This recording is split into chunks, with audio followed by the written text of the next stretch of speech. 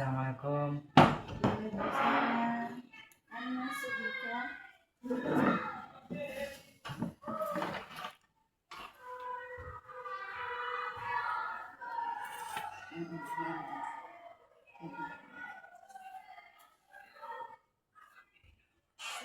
Dika tahu tidak Dika dipanggil ke sini. Ini adalah ruang. Oke, sebelum kita masuk untuk menyelesaikan permasalahan yang dihadapi Dika, sebelum itu kita berdoa dulu. Yang dipimpin doa Dika atau Ibu? Iya, oke. Alhamdulillah sana. A'udzubillahi minasyaitonir rajim. Bismillahirrahmanirrahim. Alhamdulillahi rabbil alamin. Ar-Rahmanir-Rahim. Maliki yaumiddin. Iyyaka na'budu wa iyyaka nasta'in. Ihdinas siratal mustaqim. Siratal ladzina an'amta 'alaihim ghairil maghdubi 'alaihim waladdallin. Aku udah selesai. Buat bimbingan layanan konseling individu. Dika tahu apa itu konseling? Tidak tahu. Iya. Kalau begitu, Ibu akan menjelaskan tentang konseling. Konseling adalah bantuan profesional tatap muka antara seorang ahli konselor dan individu yang mengalami masalah untuk membantu klien memahami dirinya sendiri. Jadi Ibu berperan sebagai konselor untuk mengatasi masalah Dika yang tadi wali kelas Dika, informasi dari wali kelas Dika bahwa Dika mengalami masalah dalam pergaulan. Jadi Ibu memanggil Dika ke sini untuk mengatasi masalah Dika tersebut. Membantu klien mengatasi dirinya, terus mengatasi kesulitan, mengatasi potensi, dan mencapai tujuan atau perkembangan diri yang optimal. Proses ini dilakukan dalam suasana aman, rahasia, tanpa penghakiman, yang bertujuan agar klien dapat memecahkan masalah secara mandiri. Jadi masalah yang dihadapi Dika aman dan rahasia di tangan Ibu, tidak sampai ke teman-teman Dika atau ke wali kelas Ibu. Hanya Ibu akan menyampaikan masalah Dika ini kepada orang tua Dika, sehingga kerjasama antara Dika dan orang tua bisa membantu Dika dalam mengatasi masalah ini. Ibu juga akan membantu Dika untuk menyelesaikan masalah Dika tersebut. Selain konseling, ada pun juga jenis-jenis konseling. Yang pertama itu konseling pribadi. Konseling pribadi yaitu membantu masalah pribadi yang bersifat emosional atau psikologis. Misalnya Dika punya masalah yang malu dalam pergaulan di lingkungan sekolah, itu mengganggu psikologis Dika. Dia merasa cenderung diam, tidak berteman. Terus konseling yang kedua adalah jenis konseling yang kedua yaitu konseling karir. Konseling karir ini biasanya itu terjadi di siswa SMA, bisa juga di siswa SMP, karena si orang tua kadang memilih di sekolah MA, malas alia Dika memilih di SMA atau SMK. Jadi konseling karir adalah membantu dalam pengembangan pemilihan jalur karir. Jadi Ibu bisa membantu Dika untuk mengatasi masalah tersebut jika Dika pusing dalam mengambil satu keputusan mengenai dengan karir Dika yang mau masuk ke SMA, tapi orang tua Dika mau di MA, sedangkan Dika mau di SMA atau SMK. Terus konseling yang ketiga yaitu konseling pernikahan dan keluarga. Biasanya konseling ini yang terjadi di orang tua atau di lingkungan keluarga Dika atau di kakak Dika yang sudah menikah. Konseling pernikahan dan keluarga adalah fokus pada masalah dalam hubungan keluarga dan pernikahan. Terus konseling yang keempat, jenis konseling keempat adalah konseling pendidikan. Konseling pendidikan ini misalnya di dalam kelas atau di dalam mata pelajaran apa yang Dika kurang memahami atau masalah dalam material tersebut, misalnya kurang memahami materi atau kurang mahir dalam perhitungan perkalian dan pembagian misalnya. Dengan konseling pendidikan ini membantu siswa dalam menghadapi masalah belajar dan pengembangan diri. Jadi terus Dika tahu apa itu konselor. Ibu ini sebagai konselor dan Dika sebagai klien. Dika tahu apa itu konselor? Tidak tahu. Konselor adalah tenaga profesional berpendidikan formal dan memberikan layanan konseling untuk membantu individu atau kelompok memahami dan mengatasi masalah yang dihadapi serta membantu mereka mengembangkan diri secara optimal. Tugas utama mereka mengembangkan diri secara optimal. Tugas utama mereka adalah seorang konselor sebagai fasilitator yang menggunakan teknik konseling untuk membimbing klien untuk menemukan solusi atas permasalahan pribadi, sosial, akademik, ataupun karir. Setelah itu, setelah layanan setelah jenis-jenisnya, adapun layanan konseling. Layanan konseling yaitu profesional. Jadi seorang konselor harus profesional. Arti dari profesional di sini yaitu tugas konselor yang profesional yaitu memiliki keahlian khusus dan pendidikan formal di bidang konseling seperti psikologi, pendidikan, dan bimbingan konseling. Fasilitator. Layanan kedua yaitu fasilitator. Fasilitator adalah bantu klien mendengarkan, mengumpulkan informasi, dan memberikan arahan agar klien mampu menemukan solusi sendiri. Klien itu Dika, ya, siswa yang bermasalah pada permasalahannya itu malu dalam pergaulan di lingkungan sekolah. Terus yang ketiga, layanan yang ketiga adalah empati. Empati adalah menunjukkan pemahaman, pengertian, dan kesesuaian dengan klien untuk membangun hubungan yang efektif. Itu layanan keempat. Yang ketiga, layanan keempat yaitu membantu secara holistik. Dalam arti membantu secara holistik yaitu memberikan bimbingan yang membantu klien dalam berbagai aspek kehidupan, mulai dari masalah pribadi hingga masalah karir. Selain layanan tersebut ada juga layanan yang penting yaitu pendidikan, organisasi dan industri, terus layanan masyarakat dan layanan penanganan masalah. Misalnya pendidikan membimbing dan memberikan konseling kepada siswa di sekolah. Terus organisasi dan industri, layanan organisasi dan industri adalah memberikan dukungan dan bimbingan kepada karyawan. Terus layanan masyarakat, melayani masyarakat luas dan menangani berbagai masalah umum. Penanganan masalah umum, memberikan masalah bencana alam. Itu ada beberapa jenis layanan yang nanti dilayani oleh guru BK sebagai ibu. Misalnya ibu memberikan dukungan psikologis kepada korban bencana. Terus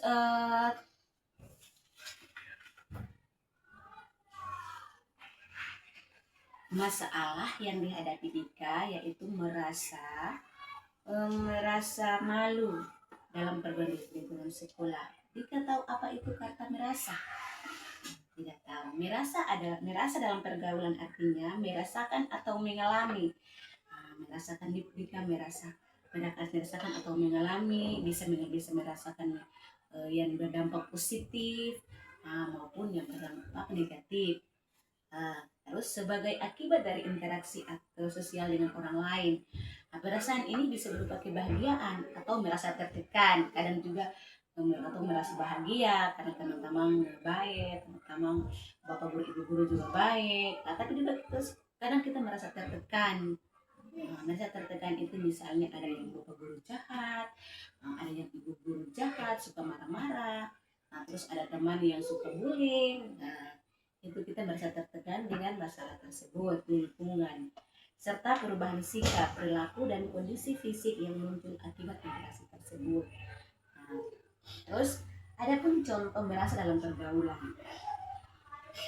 Yang pertama, merasa bahagia dan dihargai. Nah, dalam arti merasa bahagia dan dihargai ini adalah perasaan positif. Artinya dia sih ada perasaan-perasaan yang sabarang-sabarang yang negatif, yang bilang kita ini dia jahat, dia suka bullying beta. Nah, kalau perasaan yang positif itu perasaan yang baik-baik terhadap teman-teman, yang baik-baik terhadap teman, terhadap guru.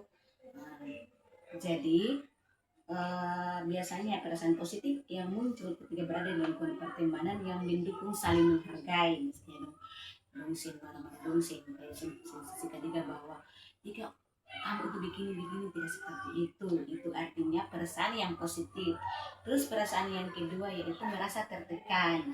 Nah, perasaan ini yang sekarang dihadapi oleh Dika. Merasa tertekan bukan karena teman bullying, cuman karena Dika kurang percaya diri dalam berteman.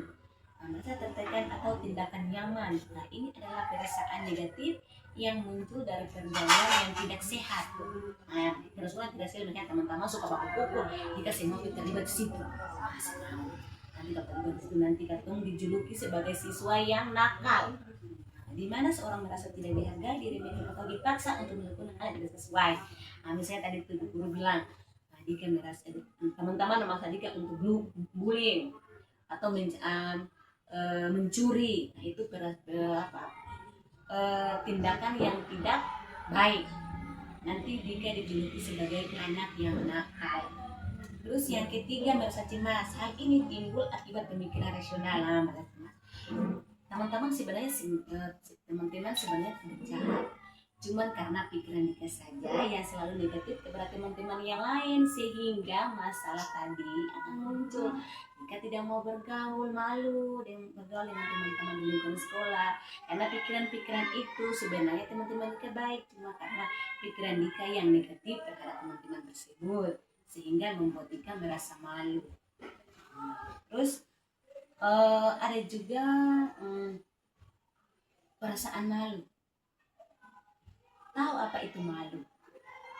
Tidak tahu. Iya, Ibu gue baiklah, Ibu akan menjelaskan tentang perasaan malu. Malu adalah salah satu bentuk emosi manusia.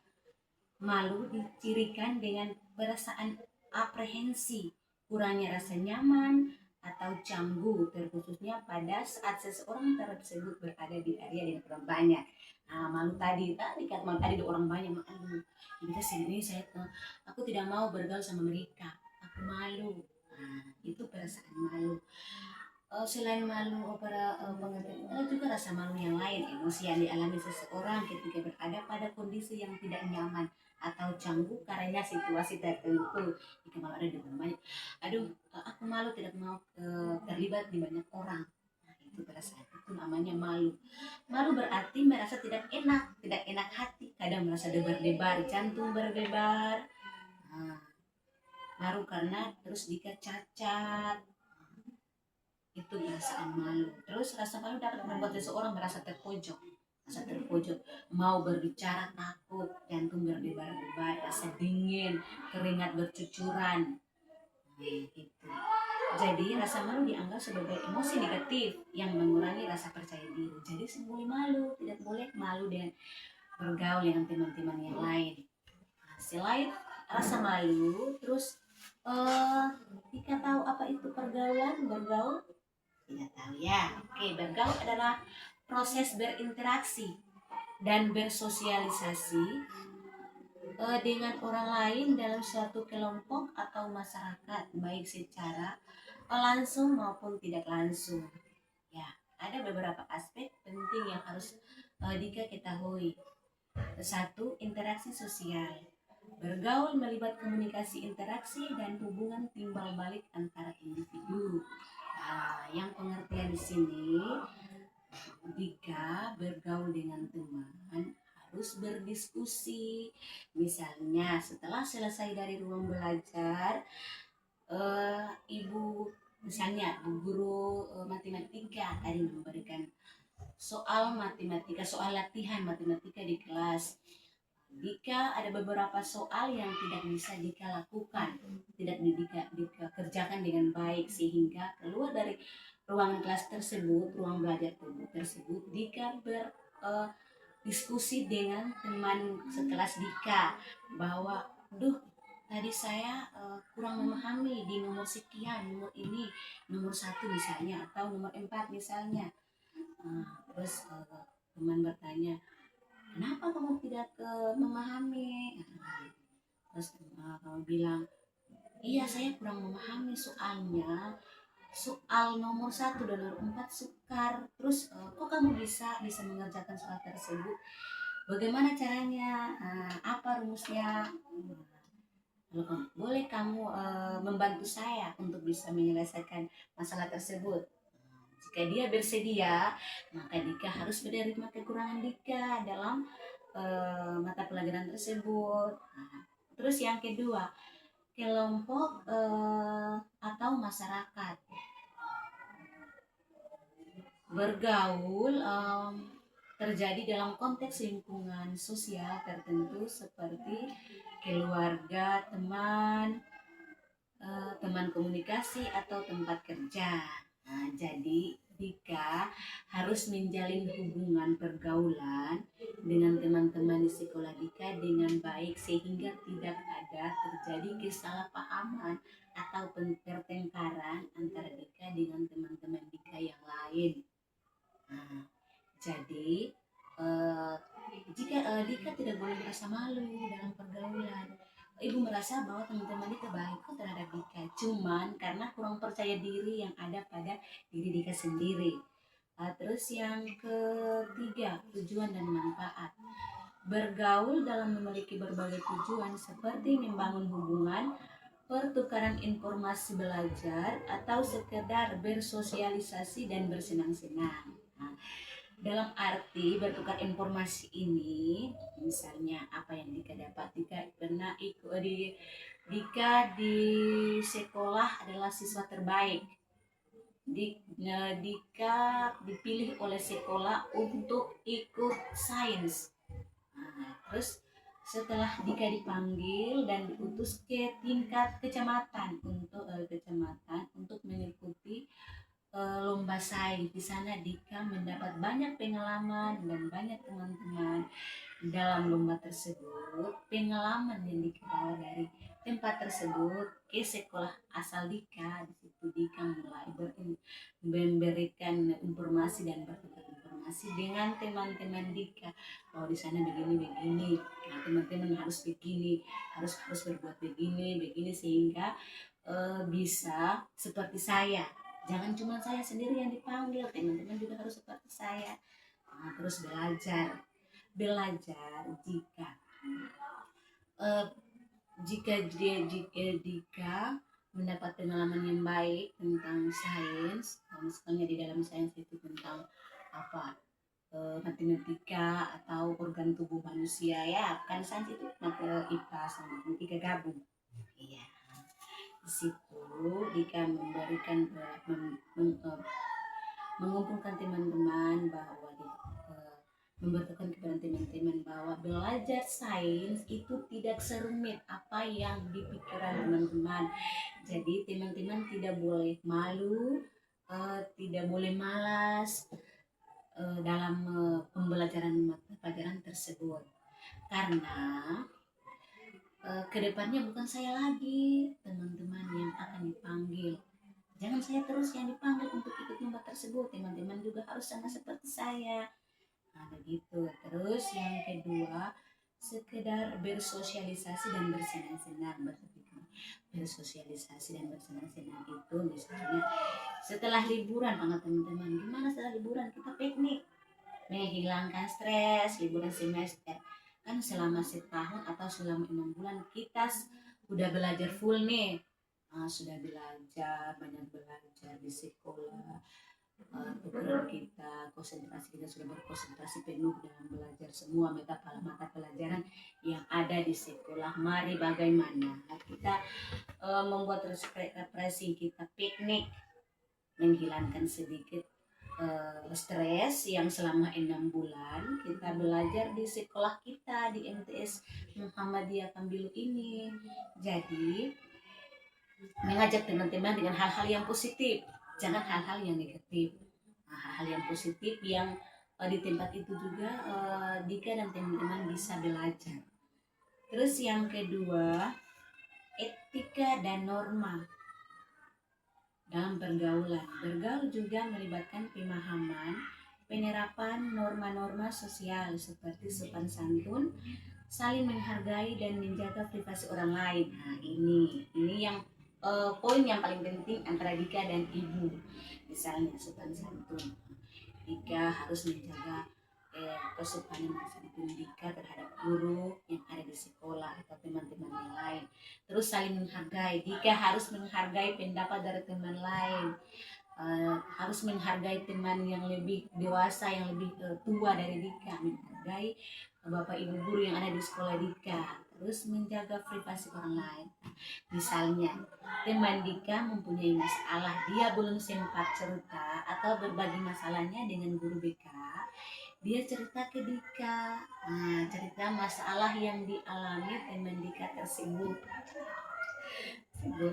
Jadi Dika tidak boleh, seandainya kalau teman Dika sudah menceritakan masalahnya ke Dika, Dika tidak boleh menyalinnya ke teman yang lain atau ke orang lain, karena itu privasi teman Dika. Nah, jadi masalah apa yang diceritakan kepada Dika, Dika harus menyimpannya dengan baik. Dika tidak boleh memberitahukan kepada teman Dika yang lain. Atau Dika boleh kasih saran kepada teman tersebut, mendingan kamu, misalnya si A, kamu lebih baik laporkan masalah ini kepada wali kelas atau ke guru BK. Misalnya kamu takut terhadap wali kelas, lapor aja langsung ke guru BK supaya guru BK bisa mengatasi masalah yang kamu alami. Nah, kamu harus memberikan arahan itu kepada teman kamu.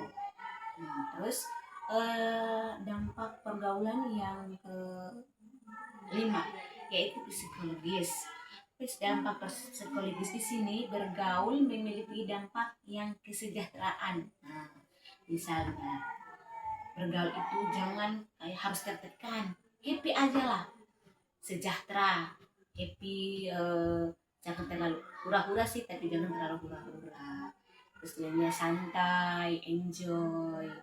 Jika kamu punya, misalnya kamu punya pengalaman yang menarik, boleh cerita ke teman. Begini saya begini. Terus misalnya kamu mempunyai sedikit uang, teman kamu tidak memiliki uang karena dia terlahir dari keluarga yang kurang, boleh kamu berbagi dengan dia. Tidak semua uang yang kamu kasih buat dia, tidak, boleh sedikit, 5.000. Artinya uang yang kamu punya sudah habis dari kamu, seperti dengan teman yang lain. Terus tentang lingkungan sekolah. Lingkungan sekolah ini merupakan salah satu aspek penting dalam dunia pendidikan yang memiliki pengaruh signifikan terhadap perkembangan baik dalam ruang kelas, di luar kelas, hingga interaksi sosial yang terjadi. Setiap unsur di lingkungan sekolah akan saling mendukung atau membentuk suasana belajar yang kondusif. Jadi masalah yang dialami Dika tadi, Dika bahwa Dika malu dalam pergaulan di lingkungan sekolah. Dika tidak boleh malu. Sekolah ini bukan ajang fashion show atau pertandingan yang negatif. Bukan. Di sini persaingan sehat, persaingan dalam bidang pelajaran, persaingan dalam bidang ekstrakurikuler. Jadi jangan merasa bahwa aku malu karena aku tidak bisa. Sebenarnya kamu bisa dalam segala bidang. Dalam segala bidang itu, misalnya kamu bisa di pelajaran yang lain. Ibu yakin kamu ini bisa, kamu siswa yang pintar, kamu siswa yang baik, cuman karena kurang percaya diri. Kurang percaya diri yang ada pada diri kamu. Sebenarnya teman-teman kamu yang ibu lihat bahwa teman-teman kamu baik, ramah dalam pergaulan, terus teman-teman kamu juga pintar, tapi kamu tidak kalah pintarnya dengan teman-teman kamu yang lain. Jadi syarat ibu kepada kamu bahwa kamu jangan merasa malu untuk bergaul di lingkup di sekolah, karena guru-guru kamu di sekolah ini juga pada baik-baik semuanya. tidak semuanya kasar, ada yang lembut juga. Jadi ibu sarankan rasa kurang percaya diri kamu atau rasa malu kamu itu boleh kamu hilangkan, dan kamu harus berprinsip bahwa saya anak yang pintar. Jika saya bodoh juga, saya harus berusaha hingga saya menjadi pintar dan tidak terkalahkan oleh siswa-siswa atau teman-teman pintar saya yang lain. Nah, jadi ibu sarankan kepada kamu, rasa yang kamu alami tadi kamu harus hilangkan. Kamu harus percaya diri, terus kamu harus bergaul dengan teman-teman kamu. Kamu harus belajar semaksimal mungkin sehingga rasa malu kamu, misalnya kamu, saya merasa malu karena saya kurang pintar atau kurang memahami di bidang studi ini. Saya harus belajar dengan giat sehingga saya bisa menguasai dan memahami mata pelajaran yang tadinya saya kurang memahami. Saya harus belajar lebih sehingga saya bisa memahami dan bisa bersaing sehat dengan teman-teman saya yang lain. Terus yang ibu mau sampaikan di sini juga, bagaimana setelah ibu memberikan solusi kepada Dika tentang permasalahan Dika yang tadi. Dika merasa agak mendingan. Dika merasa agak mendingan. Iya, merasa agak mendingan ya, alhamdulillah. Tidak merasa terbebani lagi.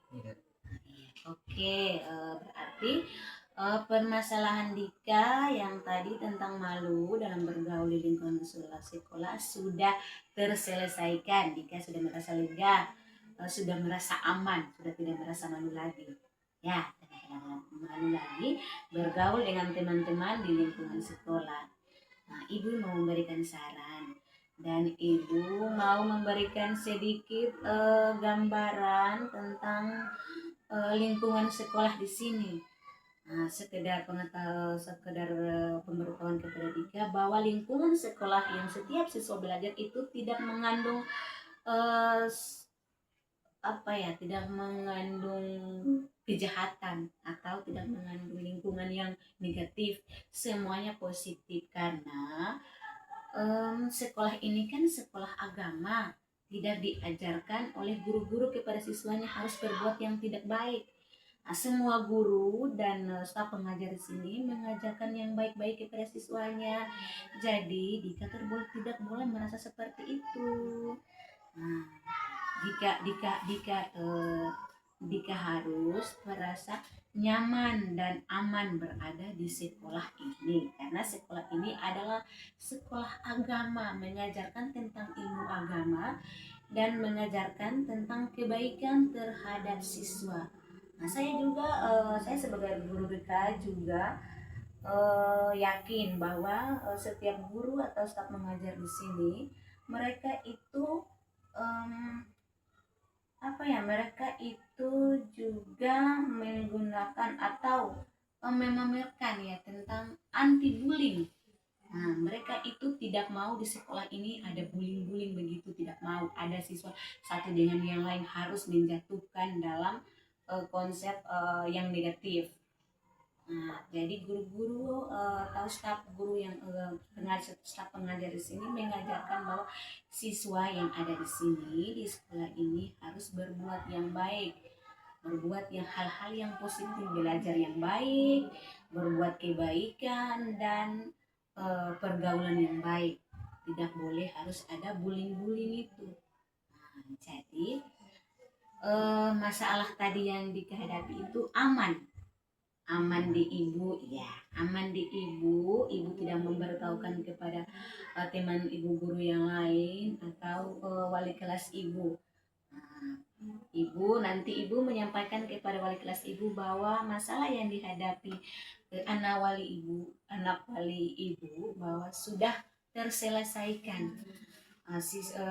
Dika sudah tidak merasa malu lagi dalam pergaulan di lingkungan sekolah.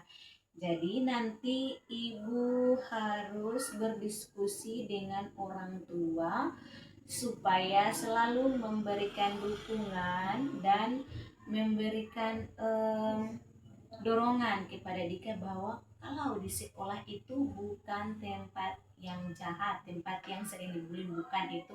Di sekolah itu tempat belajar, juga bermain, tapi hal-hal bermain dalam hal-hal yang positif, bukan hal-hal yang negatif.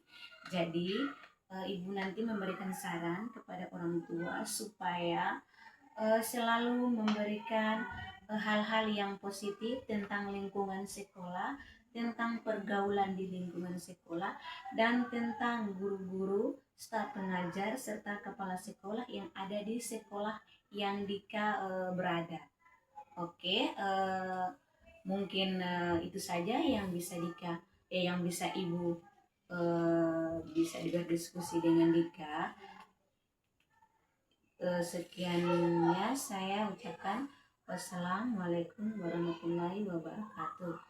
Sebelum kita mengakhiri diskusi atau bimbingan individu ini, marilah kita berdoa. Doa dipimpin oleh Dika atau Ibu? Dari siapa? Oh iya, oke, kalau gitu Dika Ibu persilakan untuk membimbing doa pada pagi hari ini.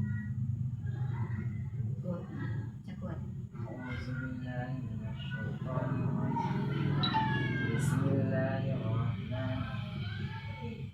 Subhanakallahumma wa bihamdika asyhadu an la ilaha illa anta astaghfiruka wa atubu ilaik. Oke, kalau begitu terima kasih karena Dika telah berbagi masalah dengan Ibu.